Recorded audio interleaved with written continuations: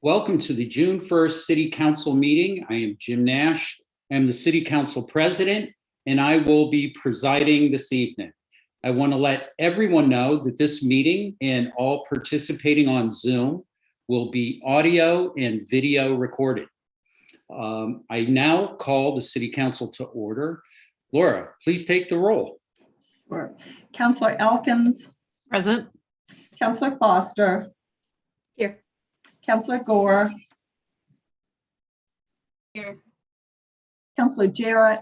Here. Councilor Labarge. Here. Councilor Maori. Here. Councilor Moulton. Here. Councilor Nash. Here. And Councilor Perry. Here. Council President, you have a quorum. Thank you. Now that we are convened, we first need to announce a public hearing and then we can take public comment. All right, the public hearing announcement.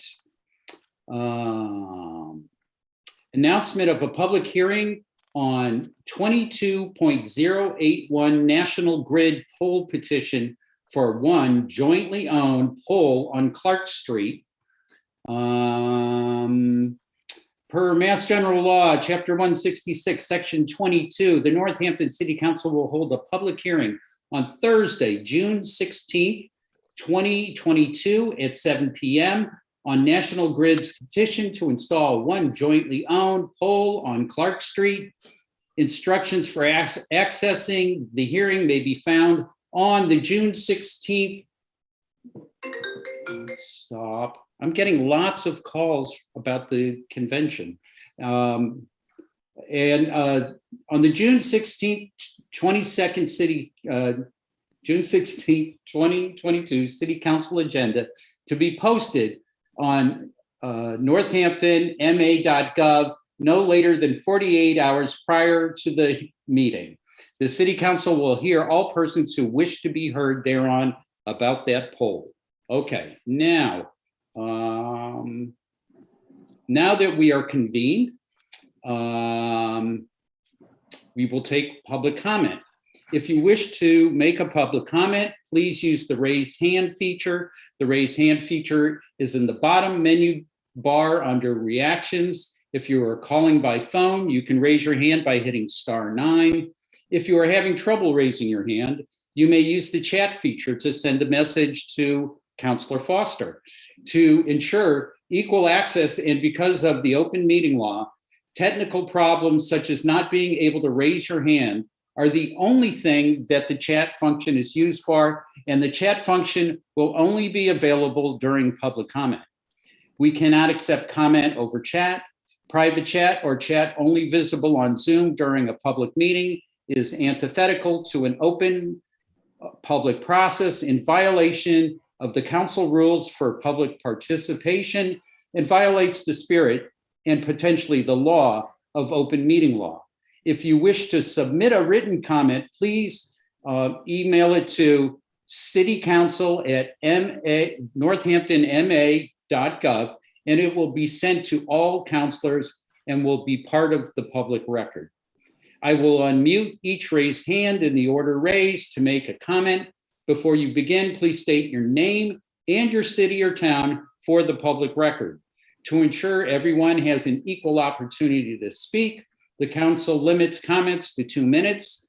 You are in no way obligated to use the full 2 minutes, but if you do, after 2 minutes, I will ask you to please finish your sentence. Tonight, we will also be using our timer, which will appear in the Zoom screen. According to the council rules, we do not respond during public comment, as it is your time to speak. So while your comment should be directed to us, you will understand when we do not respond. Our rules state that councilors and members of the public shall conduct themselves with civility and respect at all times. Your protected speech is a constitutional right and one that we ask you to wield with consideration and respect for all, and with recognition that the public space that grants you that freedom is shared equally by everyone. Also, according to open meeting law, if someone is disrupting a meeting, they may be removed. You may speak on any topic. It doesn't need to be an item on the agenda. I ask that all but the council turn off your video until called upon. Only the person recognized has the floor, and all comments are to be directed to the council. This meeting can also be watched on channel 15 or by streaming on Northampton Open Media's YouTube and other platforms. Okay, is there anybody here who would like to speak for public comment? I'm looking for raised hands.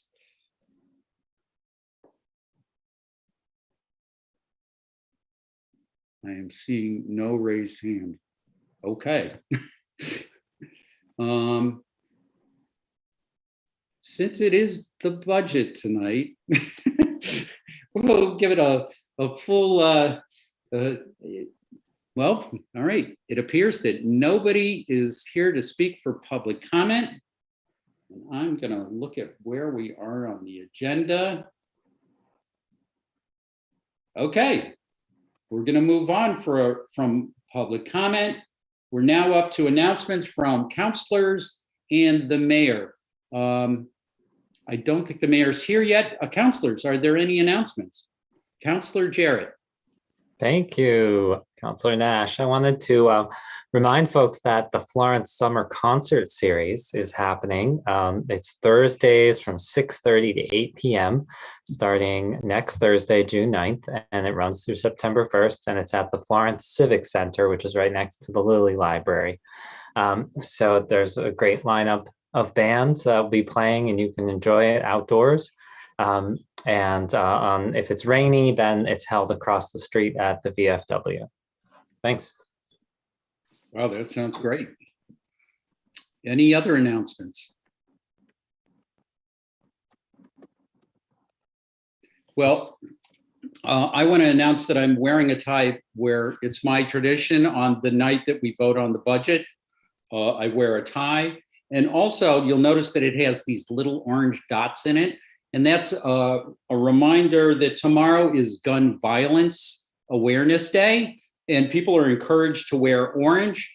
And if you have an orange shirt or this nice orange tie, you show your support for gun violence awareness.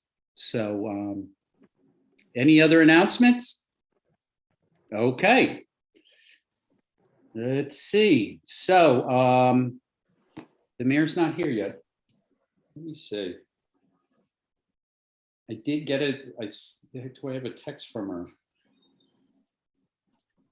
Just All to right. say that she was still at the Smith Folk graduation, but would be on her way soon. Yeah. So, we can move on to the consent agenda. And if she has announcements, I'm sure, I'm willing to accommodate her. Consent agenda. We have the May 5th, 2022 minutes. We have approval of annual business licenses. We have item C, which is 22.108, in order to surplus and transfer property located at 196 Cook Avenue for affordable housing, parking, and conservation. We have item D, 22.109, in order to acquire property located off Coles Meadow Road to add to the Broadbrook Fitzgerald Lake Greenway. We have item E, 22.118, an order authorizing acquisition of drainage easement on Sherman Avenue. We have item F, 22.119, in order to accept D.A. Sullivan $10,000 gift for a public art project for the Thorns Marketplace mural. We have item G, 22.128, appointments to various committees for referral to city services. These folks, we have Carmen Juno for reappointment to the Housing Partnership. We have Aaron Buzivis for Parks and Recreation, and we have David Whitehall for the Planning Board. That is items on the consent agenda. Are there any requests for removals? Seeing no requests for removals, could I get a motion to approve the consent agenda? So moved. Moved. All right. Stan lit up, so I'm going to say he made the motion. A second. Oh, okay, and we'll go with Counselor Elkins as the second. It's kind of like Hollywood Squares. And there's no discussion on the consent agenda. Laura, take the roll call, please. Counselor Elkins, Yes. Counselor Foster, Yes. Counselor Gore, Yes. Counselor Jarrett, Yes. Counselor Labarge, Yes. Counselor Maori, Yes. Counselor Moulton, Yes. Counselor Nash, Yes. and Counselor Perry. Yes. Okay. The consent agenda has passed unanimously. We are now on to financial orders in first reading. We have item 22.122, in order to accept grant and appropriate $63,115 of free cash to extend the city's fiber optic network. Let's see. Whereas the city is planning to extend the existing fiber optic municipal area network to include two critical infrastructure sites, the water treatment plant and the Glendale Road telecommunications tower. And whereas the fiber optic network, FMAN, is the F-man, that doesn't sound right. The fiber optic network is crucial for the city's business continuity plan, cybersecurity monitoring, prevention and response strategies. And whereas the inclusion of these two critical infrastructures will enhance the existing connectivity and benefit the potential development of the municipal broadband network, and whereas the city's IT infrastructure relies on the existing dual hub redundant fiber optic ring topology for connectivity, performance, and disaster recovery. And whereas the total cost of the project is estimated at $313,115, and whereas the city applied for and was awarded as a community compact grant in the amount of $250,000, and whereas the city must provide $63,115, the balance after the grant award to fund the project. The City Council hereby accepts the community compact grant in the amount of $25,000 for the purposes outlined in the grant, and appropriates the amount of $63,115 from the FY 2022 General Fund Undesignated Fund Balance free cash to fully fund the project to extend the city's fiber optic municipal area network. Okay, that was a lot of big words for me. Charlene, are you here to speak to this, or? I can. Okay, great. Or I can a little bit. I really don't know much beyond what I wrote there. Okay. But I know that Director Pagan said that while this isn't directly related to broadband, it will be useful if we do it. And I see that Chief of Staff has actually put his video on, so he might be able to say more.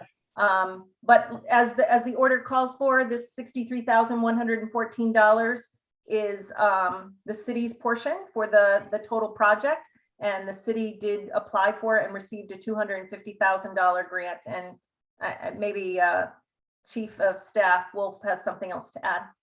I mean, I think you're right. Most of it's right there. I mean, but there is a fiber loop that connects all of our city critical infrastructure, and there were a couple holes in that chain, basically, and this links them back up.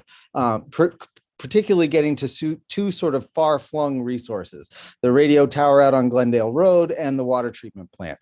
And this allows those resources to be accessed with high connectivity and speed by the folks who need to access them. And I think, I'm not 100% sure, finishes this loop and does set a good groundwork for the municipal broadband system if we elect to go in that direction.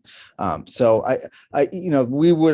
you can only apply for a couple community compact things a year.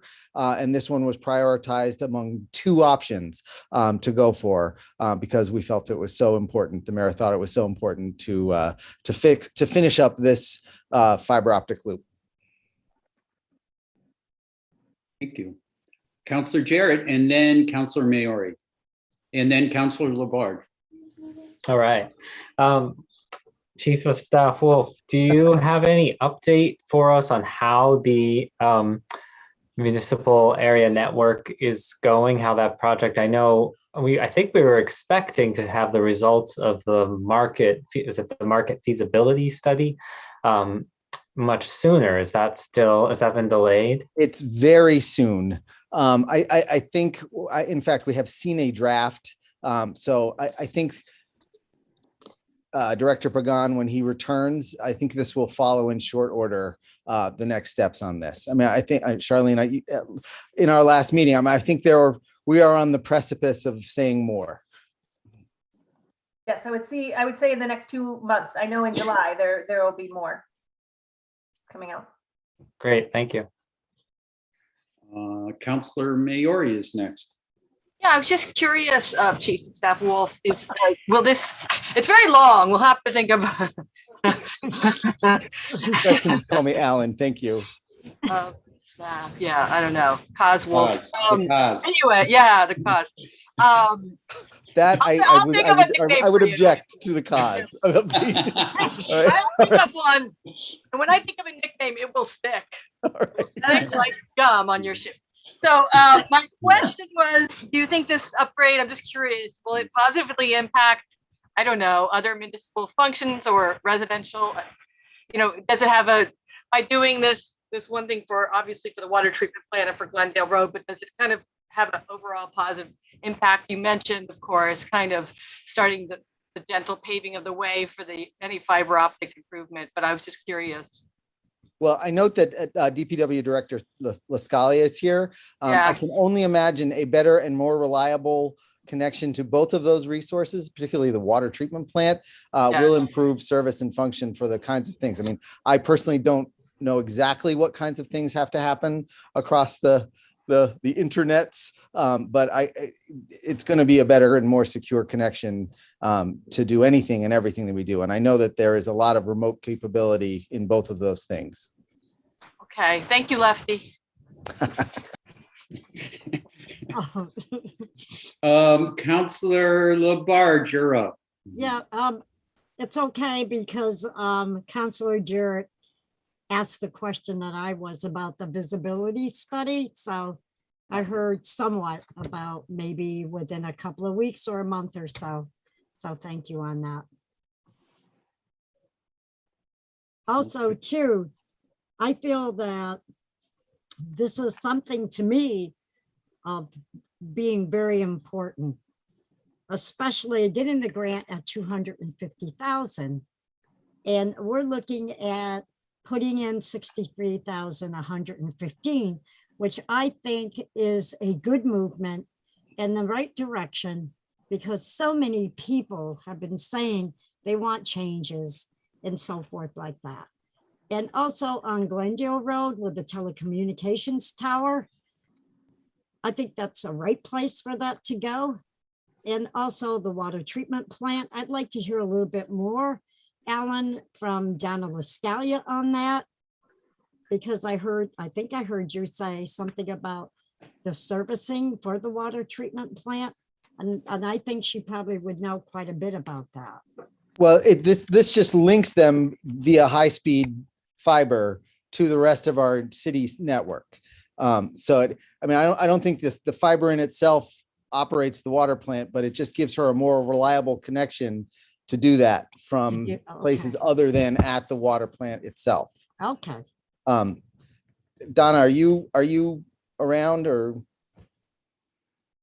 In any case, I mean, I just No, know that's that to be okay. true. I know that there is some ability to manipulate things in that plant remotely. And so this will be a more reliable connection. Sounds like a plan. Hopefully. Anyone else want to speak to this order? All right, per our new rules, this is a financial order on first reading. It can go either to Finance Committee, or it can go to the consent agenda for our next meeting. And I will entertain a motion. I make a motion to move to the consent agenda. I second it. Okay, motion made by Councilor Perry, seconded by Councilor Labarge to move this item to the consent agenda. Any discussion on that? Hearing none. Laura, roll call, please. Counselor Foster, Oh, yes. Counselor Gore, Yes. Counselor Jarrett, Yes. Counselor Labarge, Yes. Counselor Maori, Yep. Counselor Moulton, Yes. Counselor Nash, Yes. Counselor Perry, Yes. and Counselor Elkins. Yes. Okay, that item will be on our consent agenda at our next meeting. Next up is item 22.123. In order to appropriate $8,966 of free cash to add form-based code to the city code book. This is in first reading. This is pretty much what I just read. And that Director Nardi, do you want to speak to this? I'm here Yeah, well, you know, you're dressed for a graduation with a flower and everything, so. if graduation. Yeah, go ahead, Mayor, yes, please. Thanks, Charlene and Alan, for pinch hitting. I never would have anticipated you would be at financial orders right now. So sorry for being late, but I was just at a very beautiful ceremony for Smith Folk Agricultural High School, and I got to fist bump every graduate, which was pretty amazing. So yes, so as you know, you all just recently passed the form-based code zoning changes, and it's a hefty amount of information. And one of the reasons that we wanted to do that was to make that code more transparent and visible for anyone who might want to do development. So we need to add it to eCode 360, which is the program where you can access our code online. So to add that sort of module for form-based code has a cost, and that is what this cost is. Okay. Counselors, any questions? All right. I'd like to make a motion to place this on the consent agenda. Second. Okay, motion made by Councilor Labarge, seconded by Councilor Moulton to put this item on the consent agenda. Any discussion? Hearing none. Laura, roll call, please. Counselor Gore, Yes. Counselor Jarrett, Yes. Counselor Labarge, Yes. Counselor Maori, Yes. Counselor Moulton, Yes. Counselor Nash, Yes. Counselor Perry, Yes. Counselor Elkins, Yes. and Counselor Foster. Yes. Okay, that item 22.123 will be on the consent agenda at our next meeting. Next up is item 22.124. In order to transfer $150,000 from DPW Personnel Services to OM. On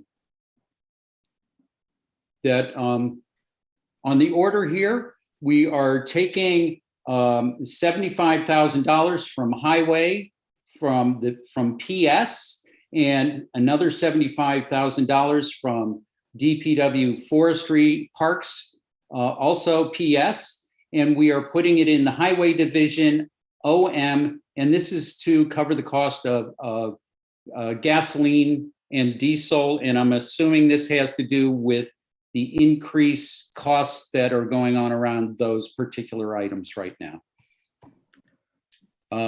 Mayor, would you like to speak to this? It looks like Director Lascalia is here. And Oh. Good. Okay. Hi, sorry, I'm jumping in late here. I apologize for No worries. missing the conversation a couple minutes ago. But yeah, so the cost of our gas and diesel has actually close to doubled since this time last year, as I mentioned in my budget presentation a couple of days ago. So what we're doing is we're taking some excess salary that we have left over from vacant positions. And so this is actually good because we're just sort of keeping it within the DPW and not actually having to look in the larger general fund for money.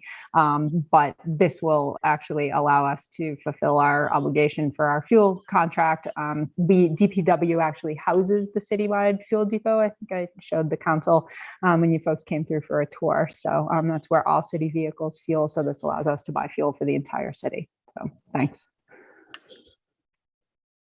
Councillor Labarge. Yeah, so Dana, what I'm seeing here, this order, which I understand what you're talking about, is being transferred the 150,000 from the DPW personnel to ordinary maintenance, correct?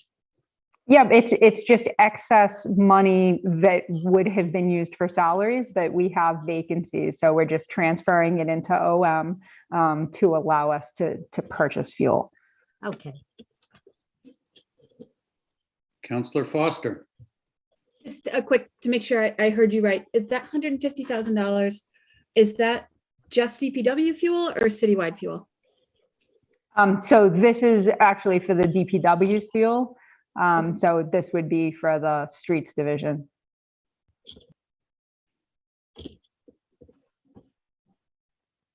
Councillor Jarrett. I noticed in next year's budget, 147,250 is being requested for the whole year. Is this 150 going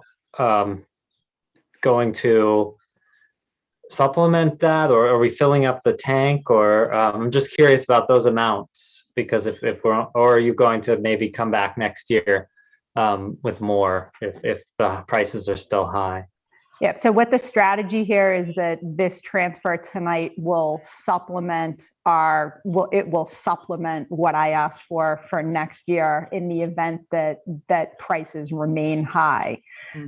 So that will be added to that amount that we requested for next year.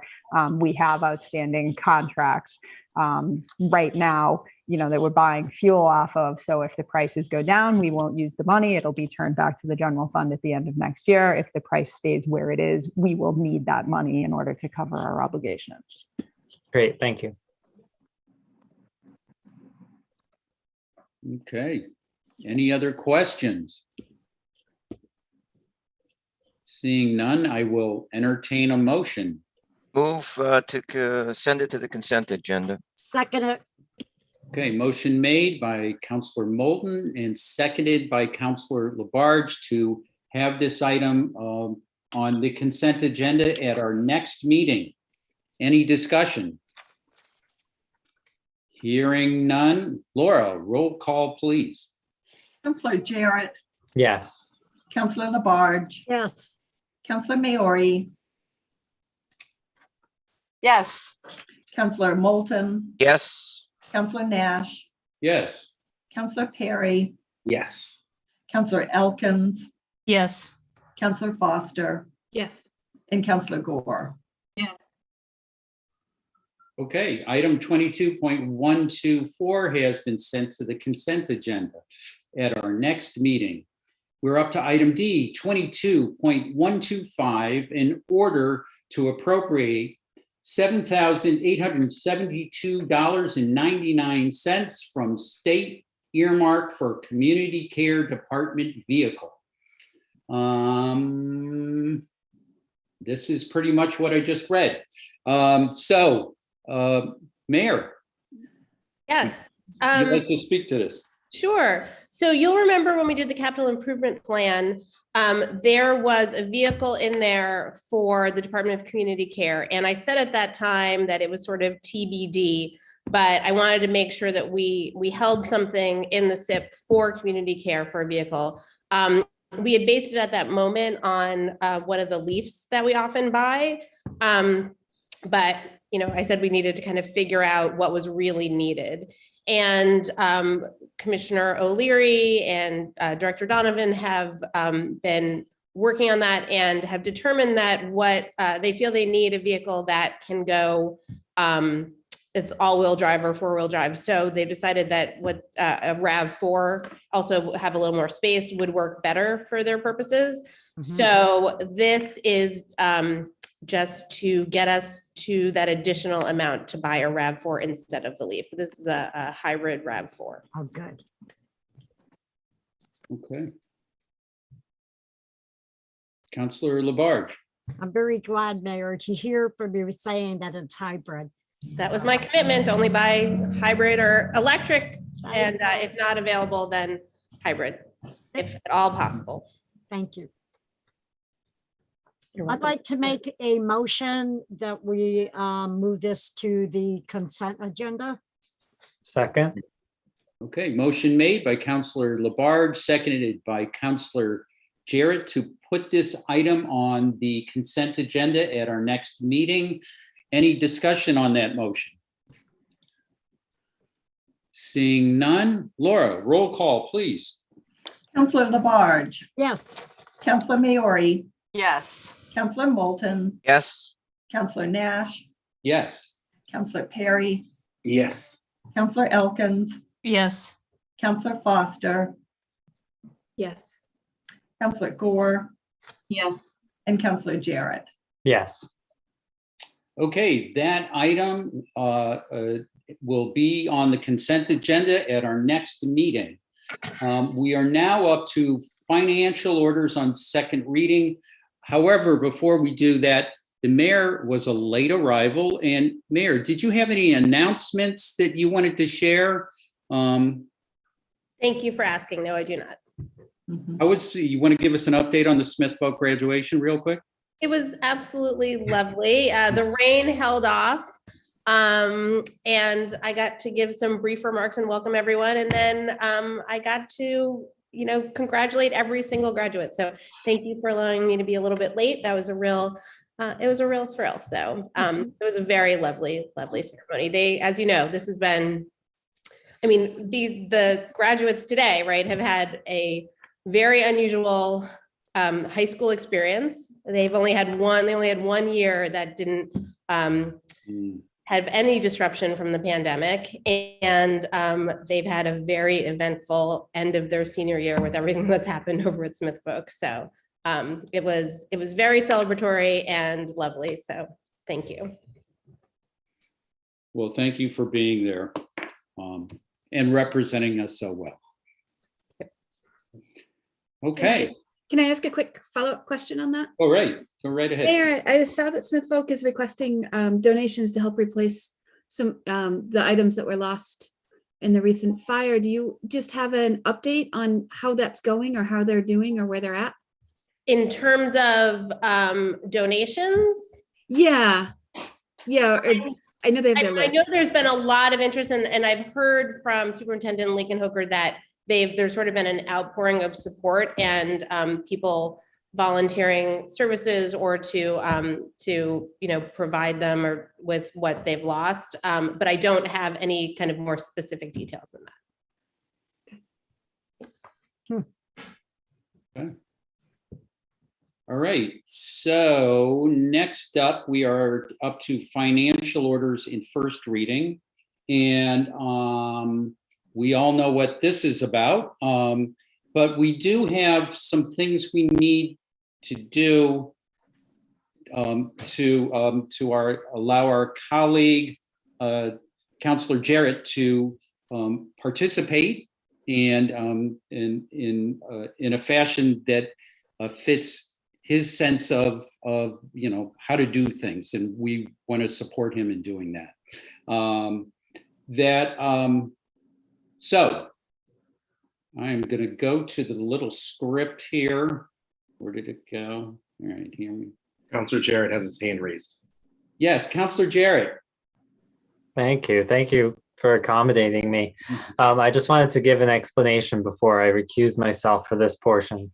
So the Pedal People Cooperative, of which I am a member, has a pre-existing contract, a contract that came into place before I was in office, and there's various exemptions that allow that to continue as well, to be renewed if it's not any substantial change. So that is a portion of the budget that I may not participate in, but I can participate in the rest of it if you divide the question. So thank you for doing that, and I will see you on the other side. Okay. Okay. So, step one, we need a motion to put adoption of the FY 2023 general fund budget on the floor for discussion. Could I get a motion to do that? So moved. Second. Okay. Motion made by Counselor Moulton and seconded by Counselor Perry to put the general fund budget on the floor for discussion. Any discussion of the motion? Hearing none. Laura, roll call, please. Okay, I think that we don't actually bring it to a vote until after we've removed the $45,000 line item, and then we come back. Then the motion remaining is the approval with that missing line item. So we have a motion and then a motion? Yeah, now we divide the question to remove the $45,000 line item, and then we go back to the remaining items. Okay, all right. So next we need a motion to divide the question to separately consider the $45,000 line item in the Central Services Parking Maintenance Budget for Pedal People contract. Could I get a motion for that? So moved. Second it. Second. Motion made by Counselor Moulton, seconded by Counselor Gore to divide the question for the Pedal People contract. Okay, now, do we vote now? So with that item removed, what is now on the floor is the general fund budget minus that Okay. that line item. So you can now. So Alex can come Or back. actually, I'm sorry. You do need to call to a vote the dividing of the question to make sure everyone wants to do that. Okay, so we have a motion on the floor to divide the question to take out the $45,000 for the Pedal People contract. Laura, roll call, please. Okay, Counselor Maori, Yes.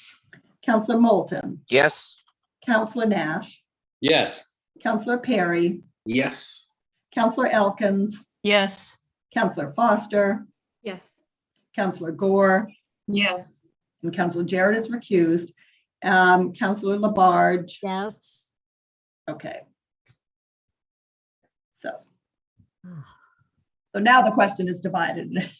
Okay, so now, thanks for sticking with us, everybody. All right, so now we can discuss the general fund budget less the $45,000, and Counselor Jarrett can join us for that discussion. Yay.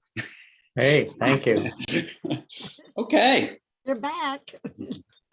Okay, so the general fund budget is now on the floor for discussion. And Mayor, do you want to say anything to frame things here, or just let counselors dive in? Yeah, I think counselors should feel free to dive in. I mean, I feel like I want to thank the council. I really appreciated all of the really insightful, excellent questions during the budget hearings. So thank you all for that. I think we've had a really, good discussion around it, and have hit a lot of the main points that I wanted to talk about. So I appreciate all of your sort of careful reading and how much you've thought about this and what you brought to budget hearings. So I thank you for that, and I'm happy to have any further discussion that you'd like to have. Councillor Jarrett. Thank you. I'm happy to start it off. Thanks again for accommodating my conflict of interest. First, I just want to thank Mayor Shara for this budget, which I believe achieves a balance between important needs. I very much appreciate the strong support for the schools, and even the extending of ourselves a little bit further than is comfortable as we recover from the worst of the pandemic. And I am very concerned about the fiscal cliffs ahead, particularly if the state budget continues to level fund or even decrease our school appropriation. I would also like a more equitable pay system for all school employees, and one that doesn't just reflect what the market will pay, but recognizes the needs of every worker and the hard work that they've put in. I don't know how to achieve this, but I want to see it as a goal. I think that the new Department of Health and Human Services, with its expanded focus, shows really strong forward thinking about public safety and health in a broader sense. I listened last night to Chief Casper's presentation and concerns, and I was reflecting on our decision of 2 years ago to reduce police funding. And I see it as an imperfect yet important decision, a decision that to change our priorities with the support of the public in the wake of police murders. I call it imperfect because it did have negative financial and moral consequences. However, I didn't see any other way to push against the interests of the status quo, and the money that from that cut is still with us, and it does make it easier for us to fund the new community care department and DHHS and our schools. And just having served on the Northampton Policing Review Commission, I don't see reform or major change coming from the police. We had conversations during the commission around, for example, officers patrolling unarmed, with lethal weapons available in their vehicles if the situation warrants. And I think, this department nor most any other in this country would be comfortable with that, is what I took away from those conversations. So it's important that we build an alternative response and expand that response as we are ready. And I think this will likely take more resources, and it will be a while before any reduction in policing would be evident, since the police are currently the ones that are ready to respond throughout the city to a crash or other public safety event. And most of those events, an armed response is not generally needed, but they're the ones that are available. And so with the community care department and DHHS, it's a major undertaking. I always wanted to move faster, but I understand that it must be built right. And I know that Director Donovan and the health commissioners are taking that very seriously, as well as the mayor in guiding and planning, shepherding all of this through. So then with the rest of what we see in the budget, we're seeing general level funding, which I believe, can't last given the effects of the inflation rates we've been seeing. And so I'm not sure what this will mean in the coming years, but without increased state support or a more progressive taxation system, we will continue to see some of us overly burdened, while others who could pay more without struggle are not required to do so. So with all that said, I am supporting this budget, and I want to just thank the mayor and the department heads and all of the city staff for dedicating your work life to this city. So thank you. Thank you, Councilor Jarrett. Councilor Labarge. Thank you. I'm going to support the budget 100%. I want to thank every one of the department heads that we brought in. And also to the mayor. I think the mayor did an excellent job on her presentations with the department heads and with the city councilors. And I knew she would because I've worked with her for so long that she's very good about that. And I'm very pleased about the budget. The only thing that I'm very concerned about is the school department. And especially our teachers. I still feel even what they got now, that extra 250 was something to me in my heart was well worth that. Even with the mayor giving 109,000. But I have to agree with Councilor Jarrett that we need money. And we need money for our schools and our teachers and the staff in the school department. How we're going to get it, I don't know. Maybe by taxing the rich at that percentage that they want to do. That should go for education here for our schools. And I'm hoping that's going to happen. And I am just to the point about our schools that I worry about it every year of the pink slips, like we heard from one of our counselors the other day. And I don't want to see that because I don't think it's necessary to have to do that. And I do know some of the teachers that were excellent teachers here in the city. And they left and they got more money going to another city. So I think we're all going to have to put our thinking caps on.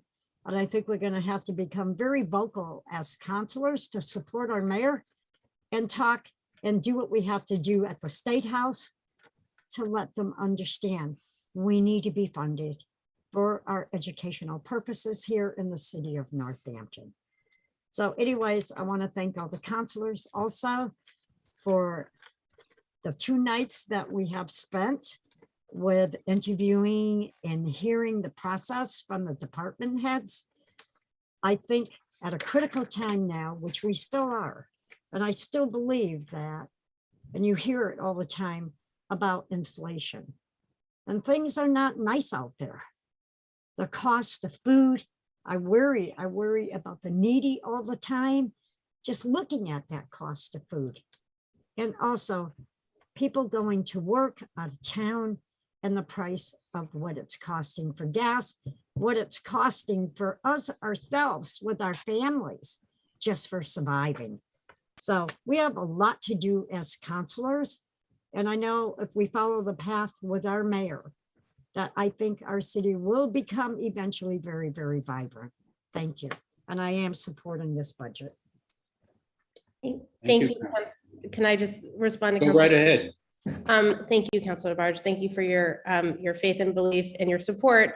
And I'll just say that I will load as many of you will fit in my minivan and we will go to the State House. I will stand on every corner with you with signs and we will do everything we can to change the formulas. But, you know, first order of business is to get the Fair Share Amendment passed. And I will stand shoulder to shoulder with all of you and work as hard as I absolutely can. Thank you. Councillor Foster. I'll offer up my minivan too. We'll caravan in the minivans. But absolutely, I said it last night that you know, I wanted to talk more about it. I didn't grow up in Massachusetts. I moved here actually for a teaching job. I taught in another community. And my introduction really to sort of the tax system of Massachusetts was when I received a pink slip. And I didn't know it was coming. I was like 22, right? You don't think about these things. I hadn't really expected it. And I just got this notice in my teacher mailbox one day, at the end of the day, that I was laid off for the next year. And that is not a way that we keep teacher morale and that we keep, strong employees in our schools as well as throughout the city. So I just want to, I'll start with my frustration. with Proposition 2.5 and with the tax system we have and the unfair burden for local funding coming from property taxes, we know it's regressive, we know it's unfair. And as I watch, income inequality grow, think about, we have people camping, living in congregate shelters. The city has done a tremendous amount to support people. We can do more. And at the same time, we have this income inequality just growing and growing. And so, yeah, I think first order of business is we need to get the word out and educate about the Fair Share Amendment and just the incredible importance of that. We've watched our schools and our infrastructure, local cities and towns be chronically underfunded for decades. And it's a bill we have to pay one of these days. And so, if the governor is going to tout a state surplus, that's not really fair because it's putting the burden on local cities and towns. And yet at the same time, we're so limited in ways that we can raise revenue. We don't have an option on the local level to consider, graduated property taxes or, different ways of raising that revenue. So it is, I said it last night, it's unconscionable. And it's something that, I think we all need to work on. I do want to thank you, Mayor, for the budget and for all of the hard work from all of the department's heads that has gone into it. I'm really excited about the movement toward the Department of Health and Human Services, the Department of Community Care, to see action being taken there, and it's coming. It's good to see, and I'll echo Councilor Jarrett. I wish it were quicker, but I actually appreciate that it's coming and that it's coming in the way that it is, and it's folded into our municipal structure. And you don't build great work on a dime. That takes time and planning and buy-in and outreach and resources. And we're going through the process, and I'm really gratified that we're there. As we were going through, as the school committee was making its recommendations and looking at requesting an additional appropriation for raise for ESPs and looking at teacher retention, one thing that I walked by was hearing people who've worked in our community for a long time say that they didn't necessarily feel valued.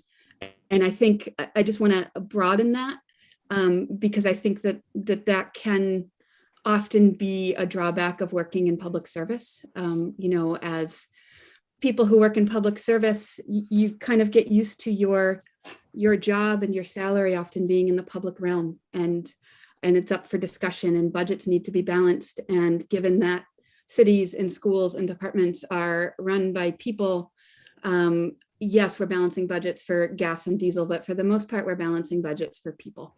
And with inflation through the roof in the way that it is, the way that the budget's being balanced is the people, and it's really difficult. And I was just struck by that. I'm glad to see the extra appropriation in the budget this year, knowing just across the spectrum, schools nationwide, how difficult it has been for teachers and paraeducators and school staff and what they've been asked to do over the last couple of years. It's really just an enormous task.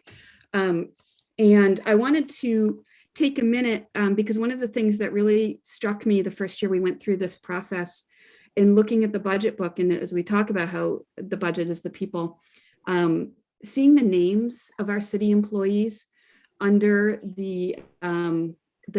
under each department and through the budget, and it just humanizes, I think, so much some of the decisions that we're making. And really, the longer I've served on council and the more interaction I have with city staff in general, the more impressed and grateful I come away for a city that is working so hard on behalf of its residents. And it's not perfect. I know it's not. Any city structure, it was set up to support patriarchy and ableism and white supremacy and all of those things. And yet we're working on it and getting better. And our city staff are incredibly dedicated. And so I just wanted to mention, when I think about low morale, and I wish I had gathered a lot more, I could keep us here till midnight, but I wanted to give a few name recognitions that some constituents shared with me to think about, particularly in the schools.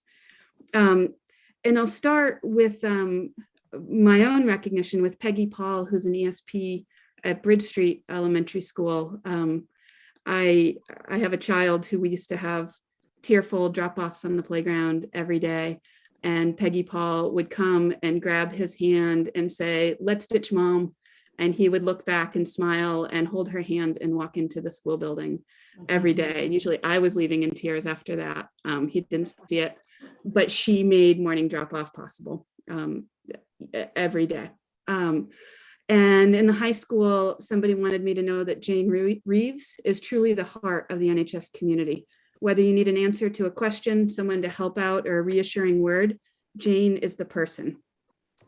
Rochelle Garfinkel works tirelessly to help the NHS library serve all students, and her energy, ideas, and commitment are incredible, and the library is moving into the future under her guidance. In her work with Best Buddies, Lou Roy makes sure all students have access to great opportunities and fun activities, from attending the Nutcracker at the Academy of Music to Best Buddies prom to picnics and sports. Lou makes it happen. Jeremy Whalen is a superstar for our students, from the transcript to the yearbook to graduation, everything tech and media related in between. Andrea Sullivan helps students navigate complex scheduling and with understanding and grace. I'm going to move on to central services. She's moved on, but Kristen Fredette helped a constituent with a street light, and a constituent wrote back an email to say, "Quick as a wink, it was done. I can't believe it. Thank you." And then I just wanted to give a shout out to Pam Powers, who I once called in her office on a Saturday as she was preparing for an election. And she was there on a Saturday tracking down what went wrong on an absentee ballot for constituents and meet the postal deadline. And my constituents were able to vote in that upcoming election. And these are just the most minor, or just a handful of examples. I'm not gonna say they're minor, just a handful of examples. There's more throughout the city, and I do want our city staff to know that they're seen and appreciated and valued. And, I definitely support this budget and look forward to the hard community conversations and the work we're going to need to do to keep going in future years. Thank you, Councillor Foster, for that. And I couldn't agree more. The people who work for the city of Northampton are remarkable, and it is the privilege of a lifetime to get to work with them. They are, so thank you for shouting out how hard they work and how special they are.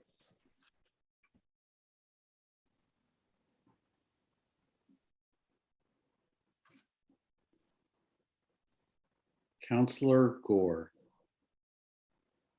You have the floor. I just want to echo what everybody else said. Thanks, Councillor Foster, for pointing out those names of the people in different departments, because it really, seeing the names really does humanize, all these numbers and things. And it's been a real learning process for me going through this budget for the first time. And hearing the budget hearings was really informative, especially hearing from Dr. Provost and hearing from the police department and the new DHHS. And I'm really excited to see what the Department of Community Care can do with the funding that the city has given them. And like, Councillor Jarrett said, I want it to happen fast, but everything takes time. And I applaud the mayor for the work that she's doing on that. And I'm going to support this budget. I think, it's, there are some, we do have to make up some shortfalls and some budgetary cliffs later in the future, but hopefully, like other people have said, we can get some more state funding, and hopefully, we can recover from this COVID, catastrophe that, touched all departments and all the people in our city. And so I think for this year, this budget is pretty solid. So, and I'm really glad that the schools got the extra funding. So I appreciate that. Thank you so much, Councillor Gore. Thank you, Councillor Gore. Councillor Perry. Yes, I just want to echo what everyone else said and thank the mayor. I thank Charlene Nardi for presenting this excellent budget. I'm as well going to support it. Again, like Councilor Gore said, this is a learning curve for me. So I had a chance to really dive into seeing what it takes to run a municipal government. The thing that really stood out for me, however, was looking at what COVID did to our revenue sources, whether it's our parking revenue, hotel and meals tax. And for me, that really hit home. I come from that world. And while we are trying to be optimistic, I know that we are very far from being done with COVID and the impacts that it has on our businesses. And so when I see the numbers for the meals tax and the hotels, I don't see numbers, I see businesses and I see people. And I am very heartened to know that outside of this budget, that the city is also putting in efforts to really try and address some of these situations that have affected our businesses here. So I just want to thank you, Mayor, for all the things that you're doing and the initiatives that you have up in the air, because it means a lot to the people who are helping to bring folks to the city and helping to run our community. So thank you for that. Thank you so much, Councilor Perry. And thank you for all of the creativity and energy that you're bringing to programming downtown and making the summer really vibrant and special and just full of people and how we want Northampton to be. So thank you. Councilor Moulton. Thank you. Thanks first to Councilor Foster for her brilliant way of humanizing what we're really talking about tonight. And that's essentially the people who work for the city and who provide so many services in a very dedicated and professional and meaningful way. And we do appreciate you. Thanks to the mayor, thanks to the department heads who spent a couple of nights with us. It was very informative as we looked under the hood, and I came away feeling both hopeful and sobered because, as others have said, I think this is a responsible budget for this year, which I enthusiastically support. But we have much work ahead of us to really prevent catastrophe in the coming years. This is a year where a 5% increase for the school department is very, very justified. And I just want to take a minute to thank the mayor for her leadership on this. She was in I think the peculiar position of having voted against the additional money at the school committee level, and then once the school committee had approved that money, finding a way to include it in the budget. And I think she did it in a responsible way. I think we heard last night that there is a risk that we'll be paying perhaps a slightly higher interest rates by delaying borrowing for a short period of time. The much greater risk in my mind would be not providing this money for additional for the raises for teachers and ESPs and school employees in general. I hope that this shows support helps to improve morale and keeps our very dedicated teaching and support staff in the Northampton schools. Also very hopeful is the Health and Human Services Department, including the Department of Community Care, which I think it will be a model that will be looked at nationally. And I really this is a very daunting assignment to take on the normal duties of public health, along with the opioid crisis, and now the alternative for public safety. A huge challenge, but I've been very heartened listening to Director O'Leary and Commissioner O'Leary and Deputy Director Farry and Director Donovan talk about how they've embraced this, and I think they will work together collaboratively with each other and with other city departments, and I think that this will provide some relief to the police department that we heard is also facing challenges both with morale and staffing. We heard that last night from Chief Casper. So that is hopeful, but but we have, as I say, much work still ahead to face the coming fiscal challenges. But a budget that I think certainly we can all applaud for the fiscal year of 2023. So thank you, Mayor. Thank you so very much, Councilor Moulton. I really appreciate those words. Can we take a brief recess, Councilor Nash? Councilor Perry needs to step away for a minute. Okay, Or- instead, and then Councilor, we will pick up with Councilor Elkins in 10 minutes. Sorry, thank you.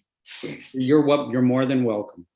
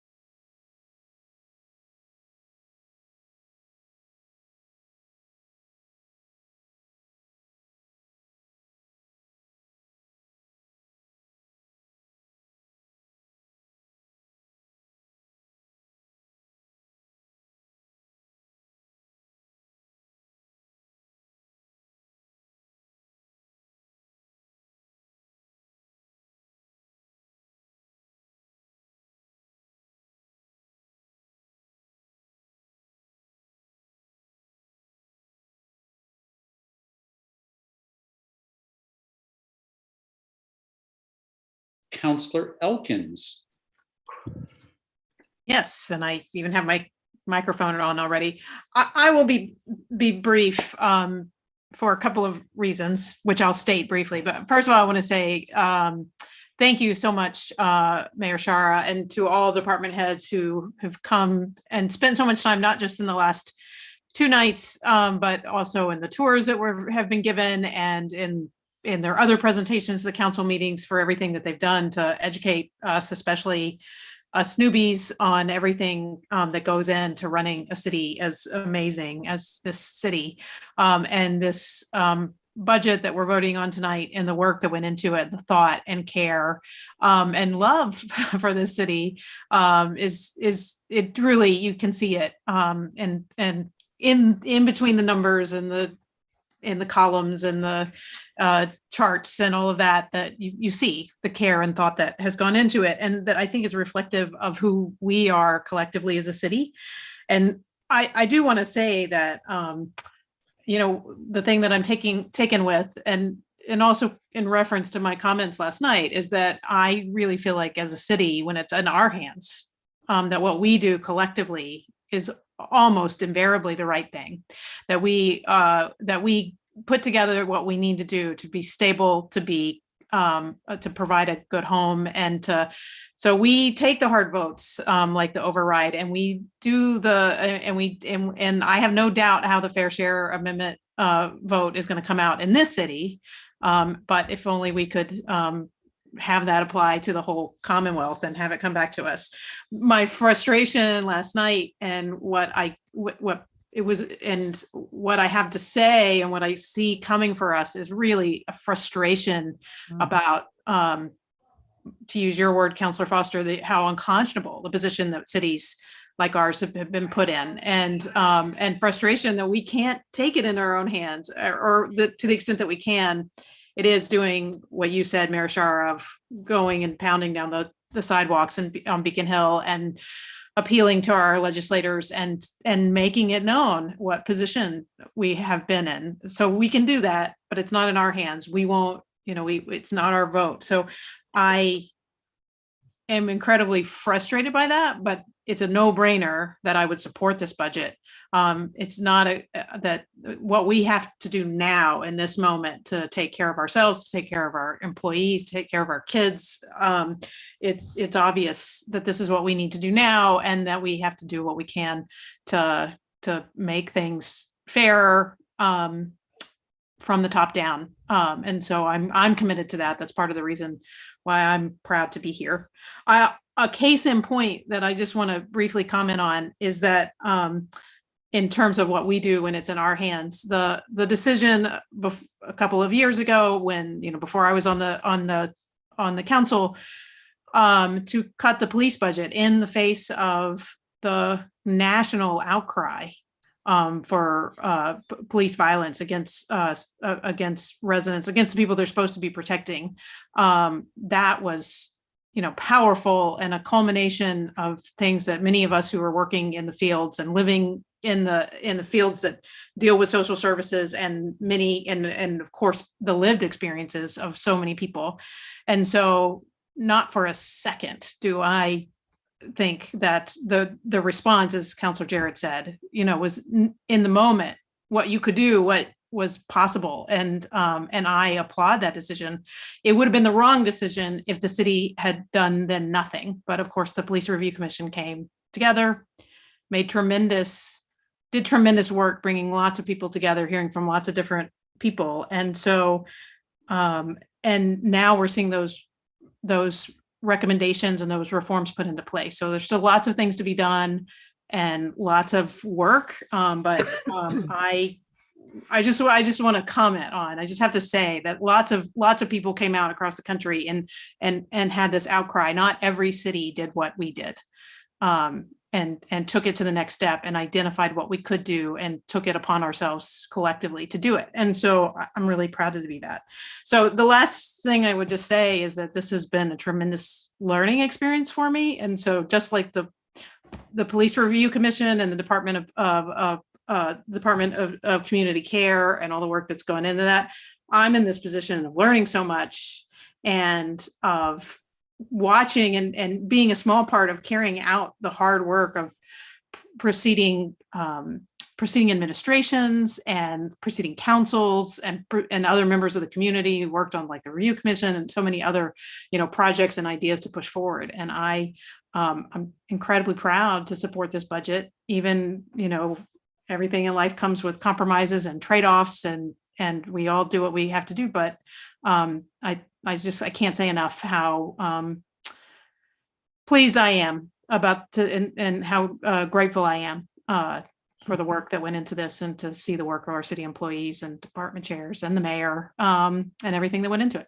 So I'll be pleased to support the budget tonight. Thank you so much, Councilor Elkins.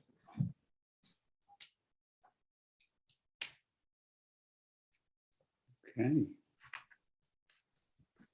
I think Councilor Maori is getting ready to say something. My computer decided to start dying, so I had to. Can you hear me? Yes. Yes, we can. My computer started. Would you like the floor? Oh, why? Thank you. Yeah. Okay. Let me just plug in. I think it's better with my headphones. Let me see. Yeah. No. I actually thank you very much for that support, Councilor Elkins, and someone who is at that time working in the field, but out there kind of watching what we were doing on council that spring. So I wanted to start by what we've all been doing, is thanking the mayor. I appreciate you being so flexible and willing to take the calculated risk of funding the school budget at the level the school committee felt was needed. Every year counts in this precious, relatively short educational lives of our children. And so I deeply appreciate that. Morale has been this running theme this budget season. A school committee member shared with me how amazing it felt to pass a school budget that, while maybe not ideal, felt more in line with what the school community really needs, and also more in line with their values. So I think that, that's the morale booster right there, just naming that and recognizing and valuing our schools. So thank you for that. I thank our department heads for earnestly sharing with us the challenges each of their department, is facing. We heard the particular struggles of the police department is having with retention and morale.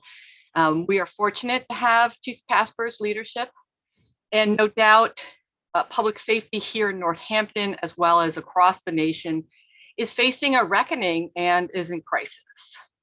This is how fundamental change starts, and it is no way easy or seamless. That is why I'm really glad for our new and expansive Health and Human Services Department and our Department of Community Care. This is the wave of the future. I don't believe the crisis in policing is going away, and so we have no choice but to pivot and do what we're doing. And so we are pivoting. The more that more services we take out that do not require an officer and a gun, and we take them out and put them with more appropriate services, the more we alleviate what sounds like a very burdened police department. And then we better match problems community members are having with the appropriate solutions. As counselors, we did our jobs 2 years ago with our modest budget reduction to the police department, along with other departments that year. It signaled our willingness to pivot, and there were no easy decisions, and departments routinely do not get their desired budgets. And I understand that the pandemic has not boosted anyone's morale, but without a doubt, we would be facing a bigger budget hole with our school budget and our Health and Human Services Department without that reduction. Mm-hmm. We do what leaders do. We make tough decisions. And as Councilor Jarrett said, often imperfect decisions, but ones that are best for our community. Because we know how a community shows up for its most vulnerable members and members who are in crisis, and in times of crisis, tells you all you need to know about the health and the values of that community. So I'm proud of us, and I'm proud of this budget, and I will support it. Thank you, Councilor Mary. Okay. Has everybody had a chance here? Okay. So I'd like to start by, thanking the mayor and Director Nardi, first of all, for, the way this budget season has come together. Here we are in a meeting on June 2nd. We have basically this meeting to discuss this important document that you've guided other items coming out of the mayor's office. They've been addressed in other ways, and that we've really got a clean plate here tonight to just take our time on this. I applaud this budget. It is very familiar. It is that it's picked up where Mayor Narkowitz and Director Wright have left off. It's very much seamless in terms of its professionalism, its transparency, and I also applaud the availability of department heads and the mayor's staff to answer any questions. And I also want to say that if I have a question tomorrow or a month from now, that the staff will be there to answer more questions, that this is not a one and done, that we're all working together to understand how the finances of our city work. And I really appreciate that. I want to take a brief overview. I just want to do a little history break. Director Nardi provided me with some numbers for Northampton schools since 1999. And you can break them down into three different groups. So the first group runs from 1999 to 2003. And here's what the increases look like: 4.73%, 4%, 3.51%, 1.58%, 3.62%. Those are numbers that sound a lot like the numbers that we deal with today. Then then things started to change with the state funding for cities and towns, and very much impacted Northampton. From 2004 to 2013, here's what the numbers looked like: negative 0.88%, 0%, 0%, 2006. These are the numbers, the increases for the school budget. 2007, 11.19%. What do you do with that? I mean, you've had 3 years of no money, and then here's a pile of money, and then 2%, then 0.8%, then up to 3.48%, then in 2013, down to 0.51%.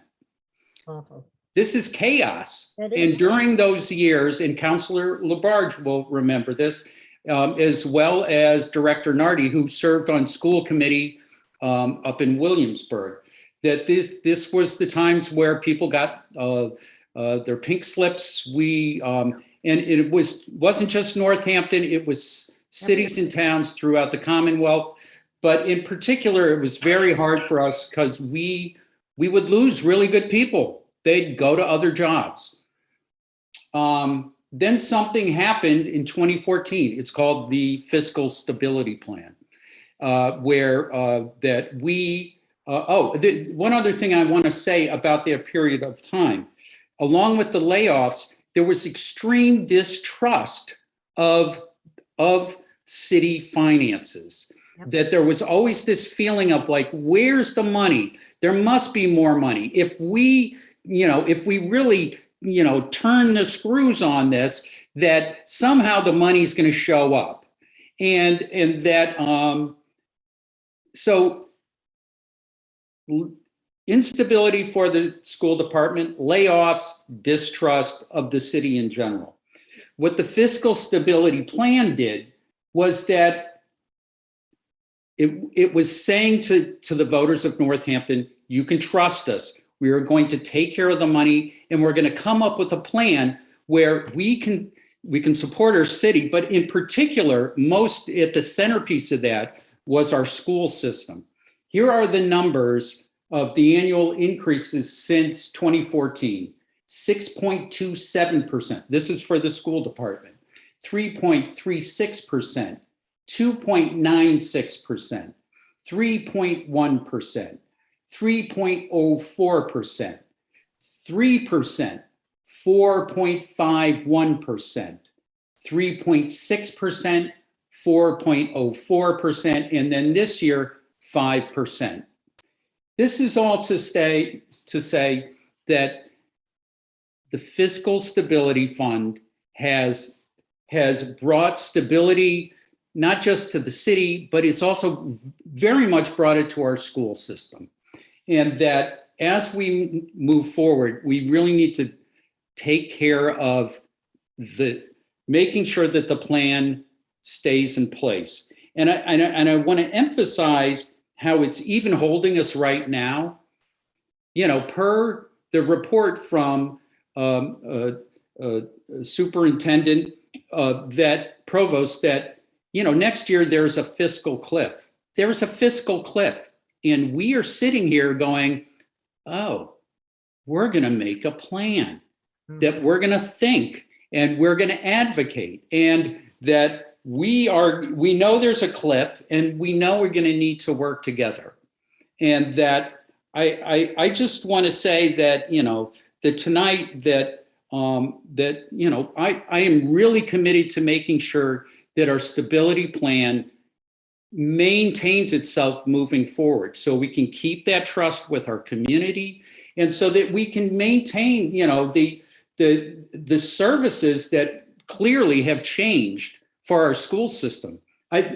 In the past decade, we haven't been doing layoffs. You know, that teachers know when they're coming back.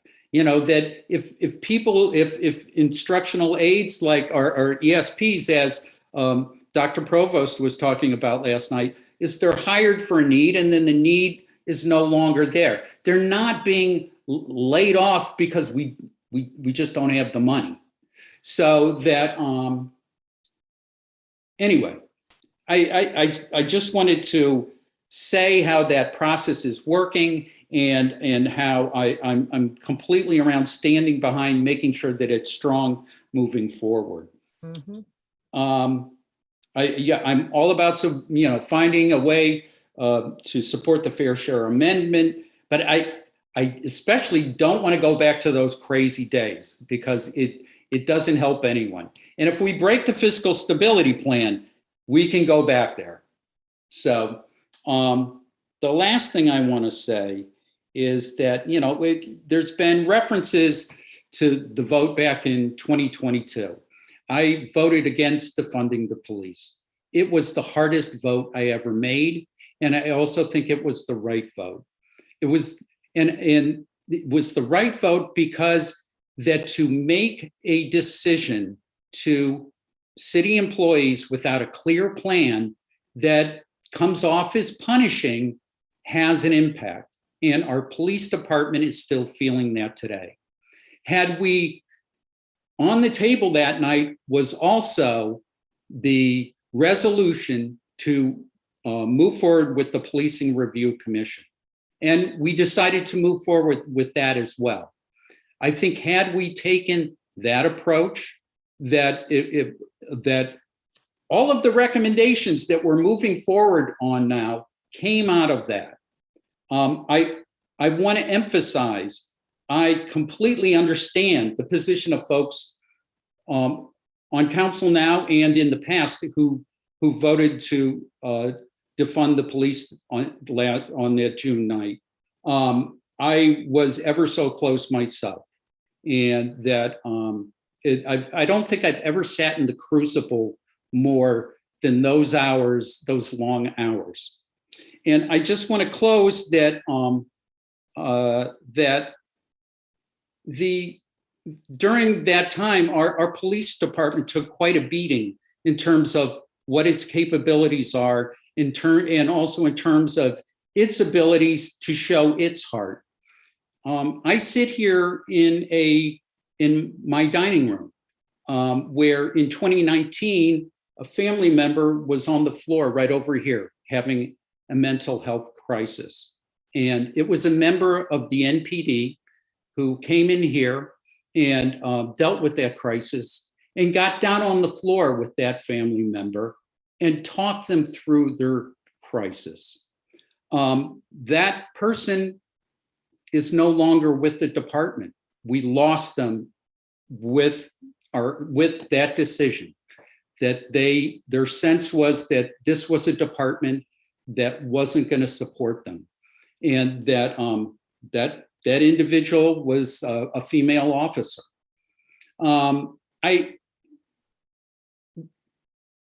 It's all been very hard, and I'm not here to point fingers at anybody and say you made a wrong decision, right decision. We all made a very hard decision, and we're living with the impacts of it right now. And that I think that moving forward with the Department of Community Care as a human services worker, it's tremendously the right thing to do. And that, but I think that I don't think we fully understand the need for having officers out in our community who can step in at a moment's notice and provide services like that. And so, because they do that as well. And so anyway, that's my thoughts. And this is a great budget. This is a great council. This is good debate. And that's what I have to say. Thank you, Councilor Nash, for all of those reflections. Thank you.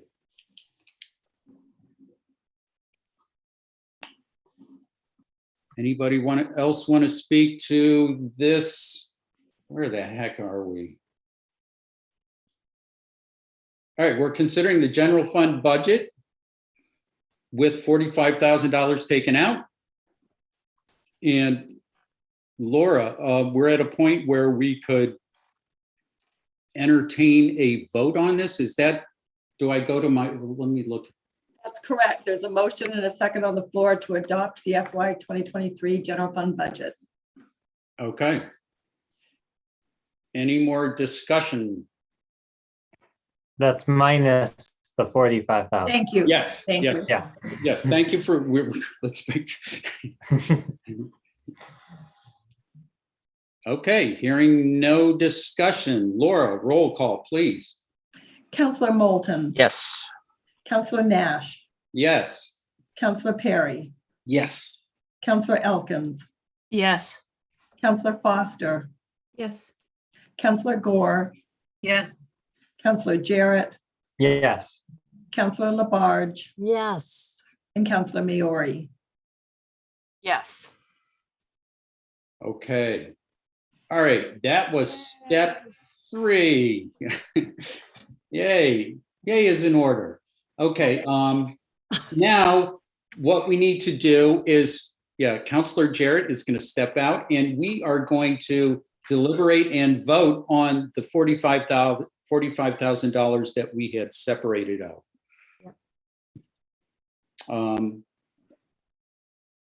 So we can talk about it first. Anybody want to talk about it? Do we need a motion on this, or do we already have a motion? Because we Okay. divided the question, but we don't have a motion to approve.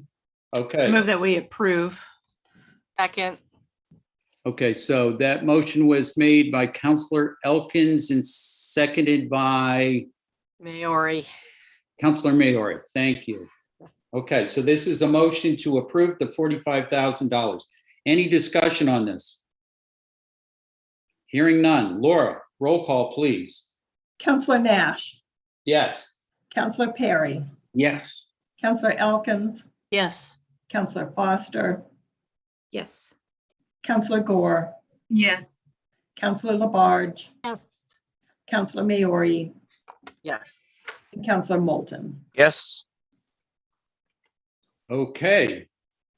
That has been the $45,000 for the Pedal People contract has been approved. So Laura, now we will entertain a motion to approve the entire order for 22.111 in order to approve the FY 2023 general fund budget. So I need a motion on that. I know this sounds like we're voting on the same thing over and over. I know. I'll make that motion. Second. Okay, so Counselor Labarge made the motion. Counselor Elkins seconded. Any discussion on 22.111? Hearing none. Laura, roll call, please. Counselor Perry, Yes, can you hear me? Yes. Counselor Elkins, Yes. Counselor Foster, Yes. Counselor Gore, Yes. Counselor Labarge, Yes. Counselor Maori, Yes. Counselor Moulton, Yes. and Counselor Nash. Yes, okay. So we can welcome Counselor Jarrett back now. Welcome. All right. So now we are on to item 22.1112 in order to approve the FY 2023 Sewer Enterprise Fund budget.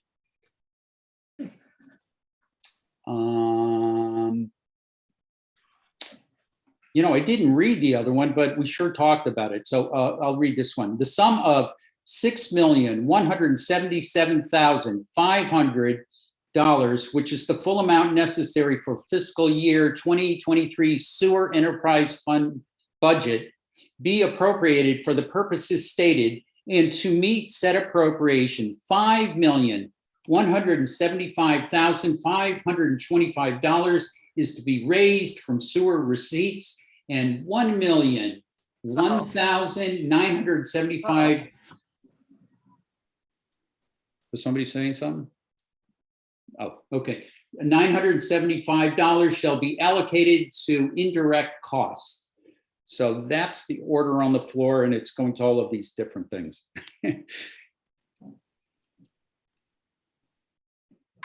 I will. Move approval. Second.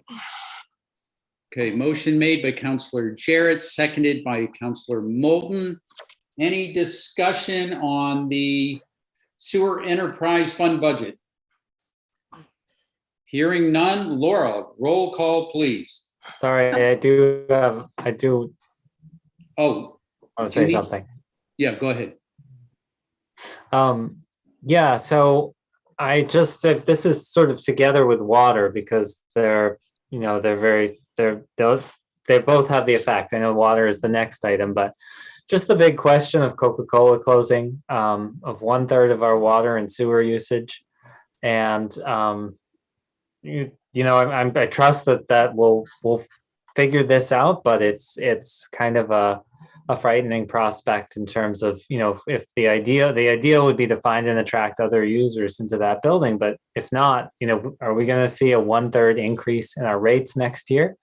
So that's kind of, the question that's on my mind as we're approving this. And are there longer term conversations we should be having around conservation or promoting alternative technologies like composting toilet systems, gray water recycling to reduce overall load on the system? Just putting it, I don't think now's the time to talk about all those things, but to put it out there that this could be a very difficult event and in this area. So there's those are. Counselor Jarrett, you're frozen and you're right. I think I've tried to be very direct and forthcoming about how serious that situation is. And I see the Director Lascalia is here, and she's also been talking regularly about sort of what planning we're trying to do. And, you know, my office has recently met with Coca-Cola and tried to gauge what their plans are. Sorry, it's really loud outside. And have another meeting tomorrow, or trying to sort of understand that industry better so that we can do what we can from our side to find prospective buyers and kind of market it ourselves if possible. So we're really sort of aggressively trying to do what we can, knowing that it is a multinational corporation and we have limited power in the situation, but we are working very hard to exercise what power we have. Director LaScalia, do you have, and you can talk about the study that we're doing to help sort of inform the other part of your point, Councilor Jarrett. Yeah, and I guess I just want to add that, you know, when you think about how the budget is built, you know, there's various components to the budget. There's PS, there's OM, there's OOM, there's the debt, there's the indirects, and then there's the capital. So, you know, when we're putting together the budget, you know, we have certain fixed expenses that are what they are. The size of the system and the infrastructure that we have that currently exists, like the plant and our pump stations and our miles of the collection system, irrespective of Coca-Cola or anybody else, that system is in place. And it's not like we can say, oh, well, we can, you know, shut down this pump station, or we can, you know, scale back the operation of our plant. Like what's there is there. But we have, you know, when we build the budget, what we can look at is what level of debt service are we taking on. So since we're talking about sewer, if we're looking at losing, you know, between 1.2 and 1.5 million dollars in revenue, what we have to look at in the budget is say, what does that 1.2 and 1.5 million dollar, 1.2 to 1.5 million dollars represent within the budget? And if that represents our capital expenditures, now we have to think about how we can backfill that. And we can backfill that, you know, if that revenue goes away, we can backfill it with stabilization. We can backfill it with ARPA funds potentially. And then we can have Ty and Bond, our engineering firm, take a look at that revenue shortfall and say, how can we make up that revenue shortfall? And we don't necessarily have to make it all up in 1 year. We can make it up over a period of years. So, you know, and there's also different ways to structure debt within the enterprise as well. So, you know, we do have some tools at our disposal to lessen the impact.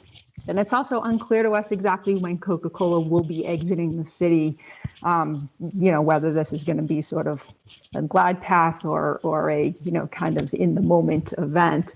We do think it's going to be sort of a gradual scale down of their operations just based on conversations with them. So those are just some comments on, you know, some of the things that we can do to lessen the impact of this. But, you know, ultimately our ability to invest in our infrastructure from a capital standpoint is going to suffer from this reduction in revenue unless we can come up with a way to make up that shortfall.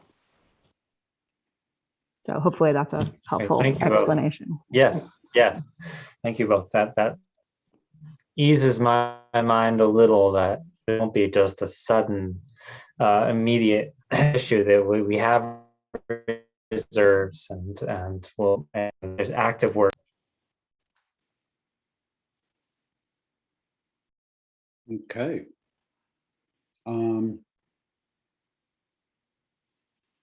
We have a motion on this on the floor. Yep.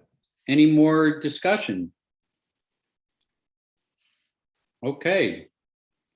Hearing none. Laura, roll call on the order for the Sewer Enterprise Fund. Councillor Elkins, Yes. Councillor Foster, Yes. Councillor Gore, Yes. Councillor Jarrett, Yes. Councillor Labarge, Yes. Councillor Maori, Yes. Councillor Moulton, Yes. Councillor Nash, Yes. and Councillor Perry. Yes. Okay. So that passes. Now we are on to 22.113, in order to approve FY 2023 Water Enterprise Fund budget. Let's see.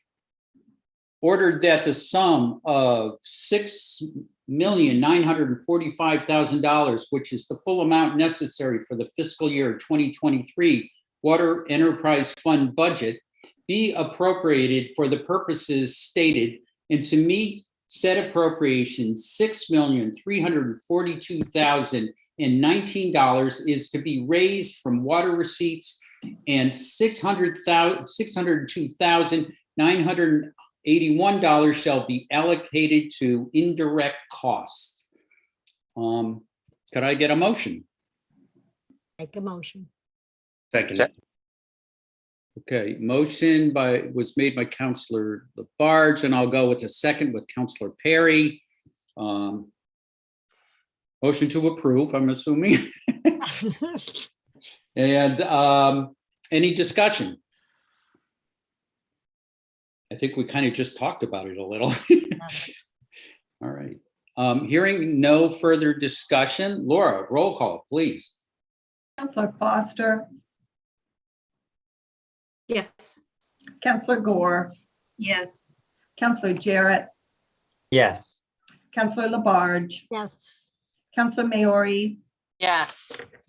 Counselor Moulton, Yes. Counselor Nash, Yes. Counselor Perry, Yes. and Counselor Elkins. Yes. Okay. The Solid Waste Enterprise Fund budget has been approved. Item E. Oh, you mean the water? Oh, yes, Counselor Jarrett, go right ahead. Oh, the water enterprise was approved. Yes, thank you. So next, the solid waste enterprise. Yeah, for the solid waste enterprise fund budget, I will be recusing myself. The Pedal People Cooperative, of which I am a member, has a business relationship with the Locust Street Transfer Station that's disproportionate, than not, more than just the ordinary relationship many of us have. So I will see you afterward. Thank you, Counselor Jarrett. Okay. Yeah, let's see, solid waste, okay. We're on 22.114 in order to approve the 2023 Solid Waste Enterprise Fund budget. Be it ordered that the sum of $679,090, which is the full amount necessary for the fiscal year 2023 Solid Waste Enterprise Fund budget, be appropriated for the purposes stated and to meet said appropriation. $422,799 is to be raised from solid waste receipts. $89,913 shall be allocated to indirect costs, and $166,378 to be made available from the retained earnings balance of the Solid Waste Enterprise Fund. Can I get a motion to approve? Motion. Second. Motion made by Councilor Labarge, seconded by Councilor Moulton. Any discussion? Hearing none. Roll call, please, Laura. Counselor Gore, Yes. Counselor Labarge, Yes. Counselor Maori, Yes. Counselor Moulton, Yes. Counselor Nash, Yes. Counselor Perry, Yes. Counselor Elkins, Yes. and Counselor Foster. Yes. Okay. Counselor Jarrett, I think, can rejoin us. Excellent. All right. We are up to item 22.115 in order to approve fiscal year 2023 Stormwater and Flood Control Enterprise Fund budget. Ordered that the sum of $1,996,486, which is the full amount necessary for fiscal year 2023 Stormwater and Flood Control Enterprise Fund budget, be appropriated for the purposes stated and to meet said appropriation. $645,190 is to be raised from stormwater and flood control receipts, and $351,296 shall be allocated to indirect costs. I will entertain a motion to approve. So moved. Second, Motion made by Counselor Moulton and seconded by Counselor Labarge. Any discussion on stormwater and flood control enterprise fund budget? Hearing none. Oh, Counselor Jarrett. Sorry, I just have a Go right ahead. I'm sorry. couple notes. Yeah, so yeah, stormwater service systems are definitely an essential service. I support the way that this is done, where the users are paying for the system. It allows us to charge the tax exempt entities for this service, like Smith College and Cooley Dickinson Hospital, which we couldn't do if it was part of the general fund. I do encourage, I've had a lot of discussions with folks and with the city solicitor and others, and I encourage the mayor and the DPW to take another look at how the charges are allocated, because I think from my research, the law is clear that property owner must see a service provided in order for the charge to be considered a fee and not a tax. And I'm not sure that charging the owners of forest land that do not discharge any water into our system would survive a legal challenge. So I'm just thinking about that process of the formula, and I'm happy to assist, in any way I can. This is certainly something I still hear from constituents about. So thanks.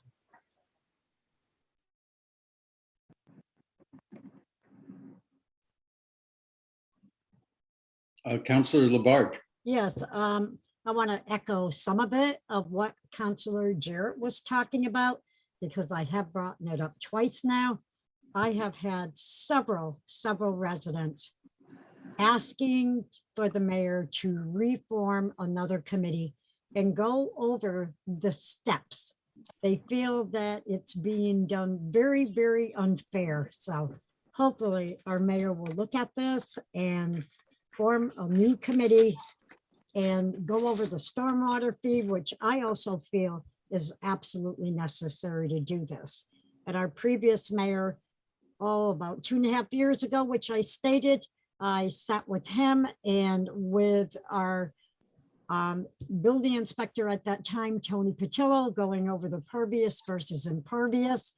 And the mayor said he was really thinking about forming that committee, but it never happened. And we need very knowledgeable people to be on a committee. And Tony was very willing to be on that, and it needs to be looked at. I feel myself, it's not fair the way the steps are. So that's it. Thank you, Counselor.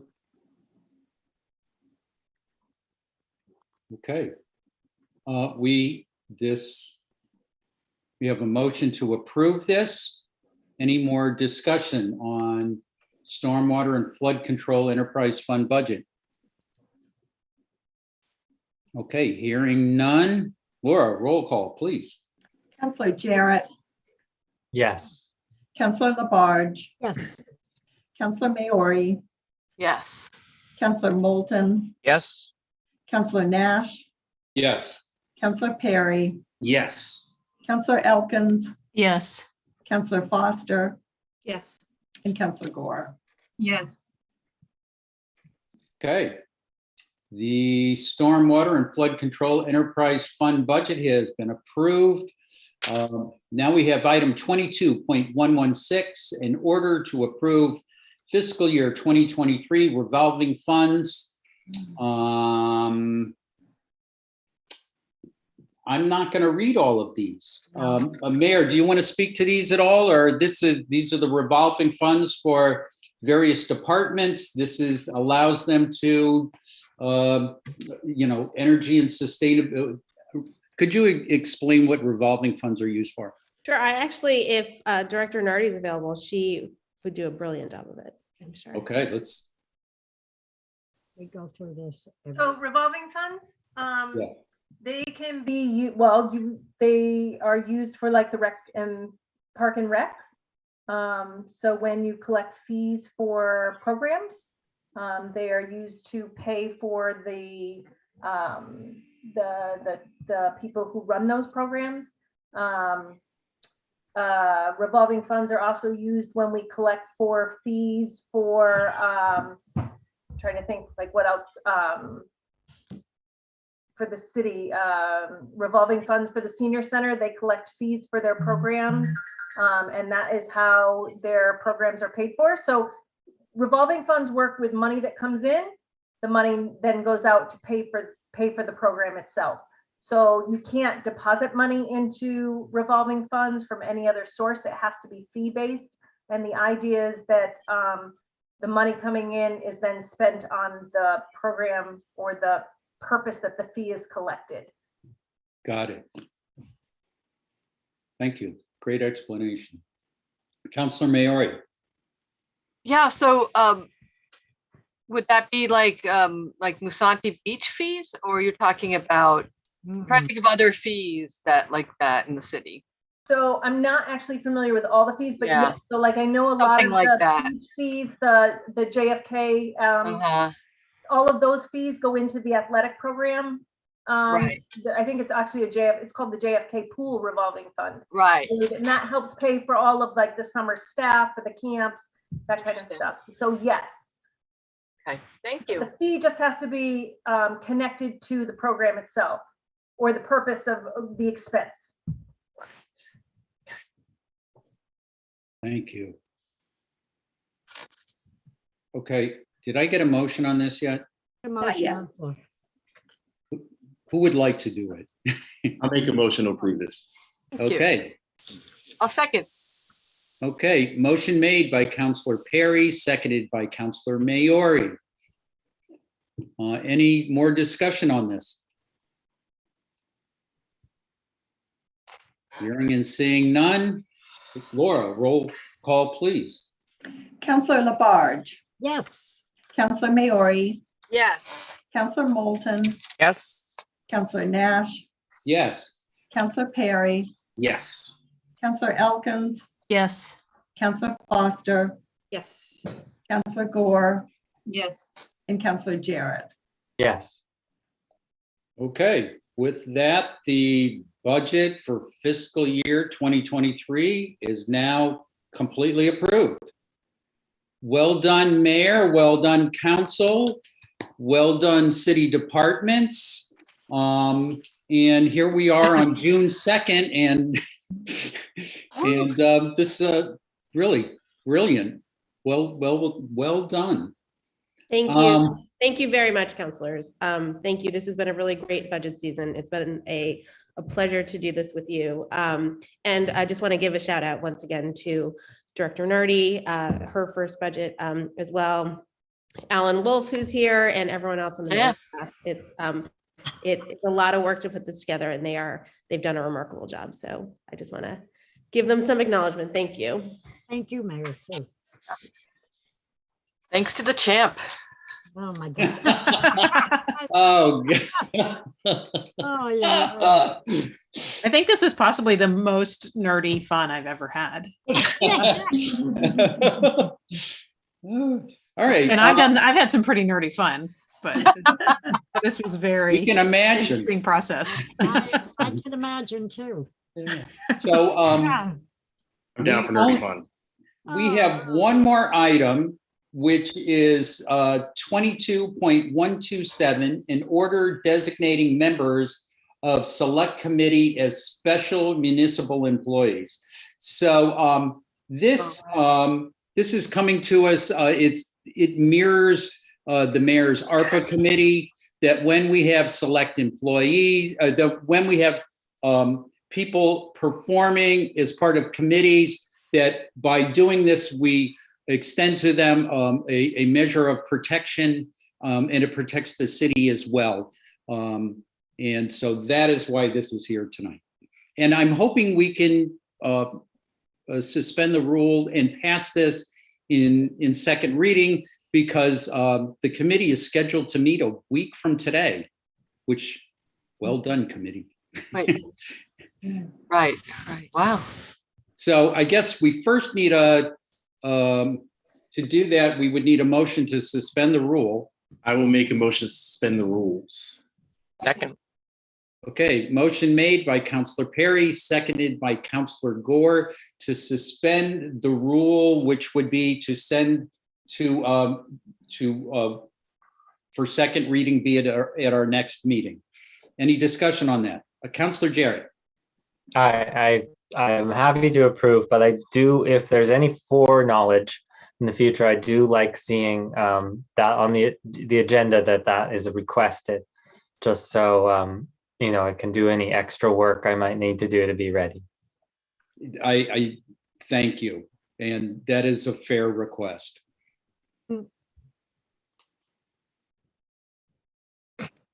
Is there any other discussion? Hearing none on suspending the rules. Laura, roll call, please. Counselor Maori, Yes. Counselor Moulton. Yes. Counselor Nash, Yes. Counselor Perry, Yes. Counselor Elkins, Yes. Counselor Foster, Yes. Counselor Gore, Yes. Counselor Jarrett, Yes. and Counselor Labarge. Yes. Okay. I will now entertain a motion to approve this. I'll make a motion to approve this as well. Second. Okay, motion made by Counselor Perry, seconded by Counselor Moulton to approve item 22.127. Counselor Jarrett. Just a scrivener's error. The date says April 14th. Whoa. Thank you.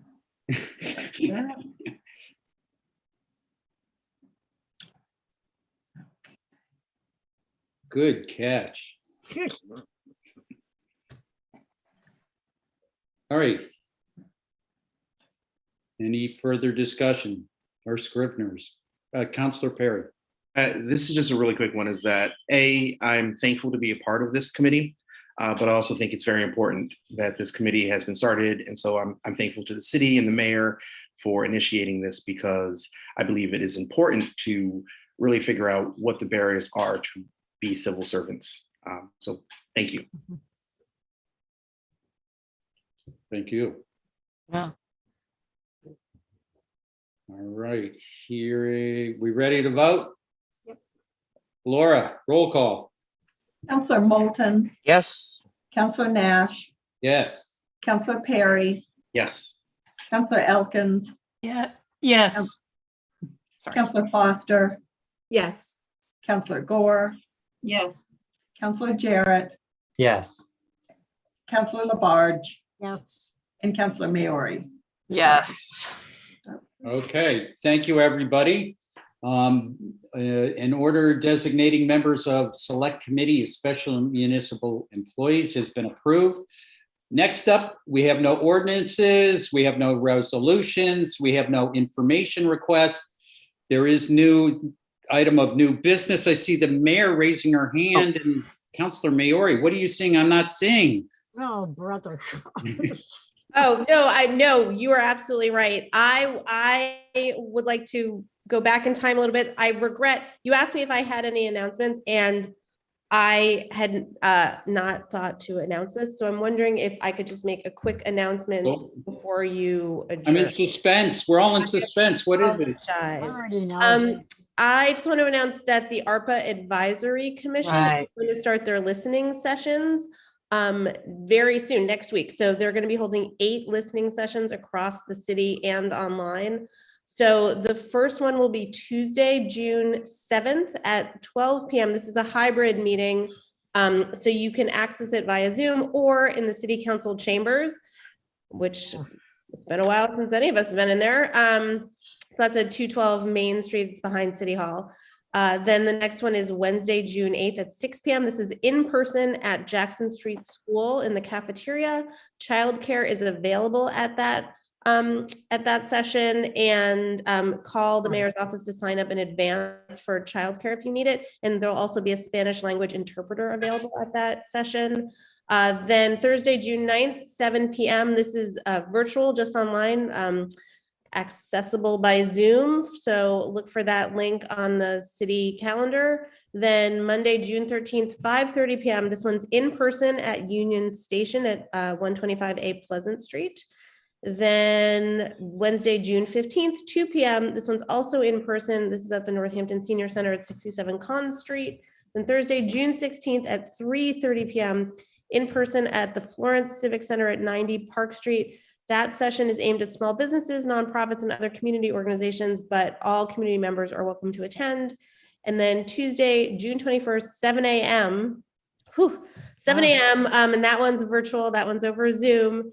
And then the last one is Thursday, June 23rd at 6 p.m. in person at Florence Heights in their community room at 178 Florence Road. That one will also have Spanish language, a Spanish language interpreter available for that session. So please, we will be, I think we will be, or we've put out a press release. We'll do a social media post. Please, counselors, share that information with your constituents and try and get everyone. We've tried to make varied locations, times, ways to join, and let's try and get everyone out in June to share their thoughts about how we should spend the ARPA community recovery money. So thank you for letting me jump in at the end and do that.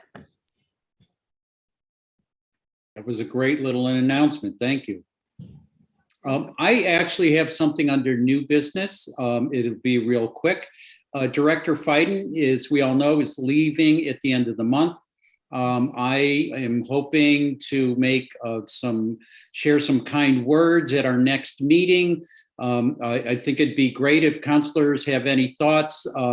I think the work that he's done has, touched every ward, every street across the city.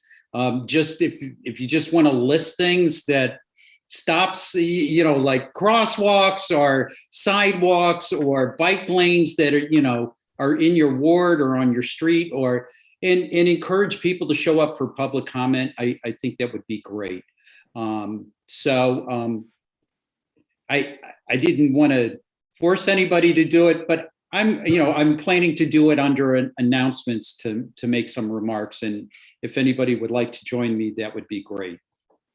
Counselor, you probably could get a truckload of Legos. Legos? Legos, sure, he can build. He likes to do things. Oh, okay.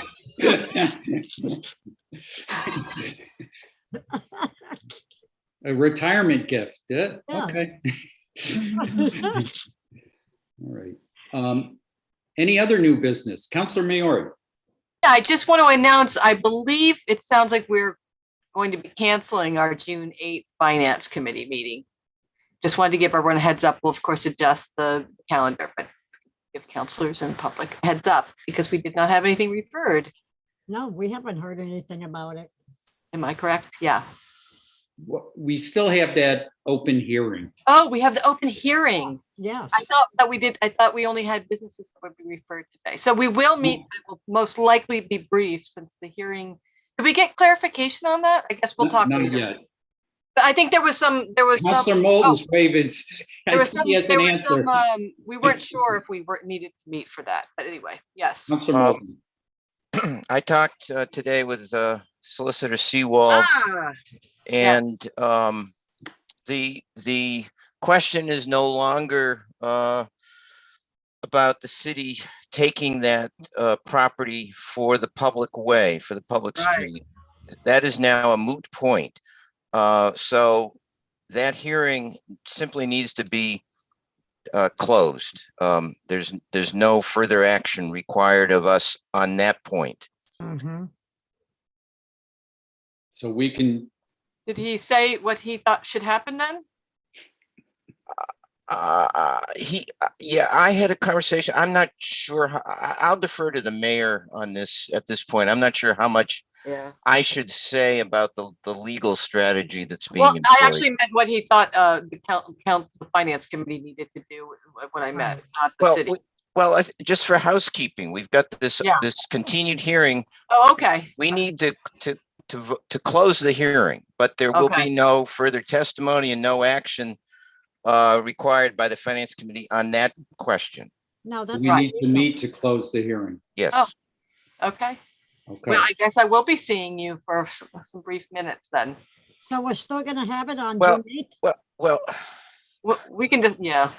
well, I think we could, I mean, we could hold a brief meeting before the council meeting on the 16th to simply close that Exactly. hearing. That would take 2 minutes. Laura's got. Because it was continued to a date and time certain in case anyone present at the initial hearing wanted to attend to find out the disposition. It is necessary to briefly meet to just close the hearing on the date it was continued to. The 8th. Okay. All right. Well, it looks like we're meeting. Yep, I'll take it back. My understanding was that we didn't have to meet, but we will meet then at 6 o'clock 5 on minutes. June 8th. 2 minutes. Okay. Okay, any other new business? Great work, everybody. Counselor Nash. Hold it. What do we got? Karen? Tune up the glasses, Counselor Nash, or, to see the little boxes. I just wanted to follow Counselor Maori's lead on committee announcements. There's an error with posting the agenda for Monday's city services meeting. So stay tuned for the disposition of that meeting for when we'll be having that. Okay. Counselor Jarrett. Well, since everyone else is announcing, hop on in. As far as I'm aware, no items have been referred to legislative matters for our June 13th meeting. So is that correct, Laura? That's correct. So we will be canceling that meeting. Okay.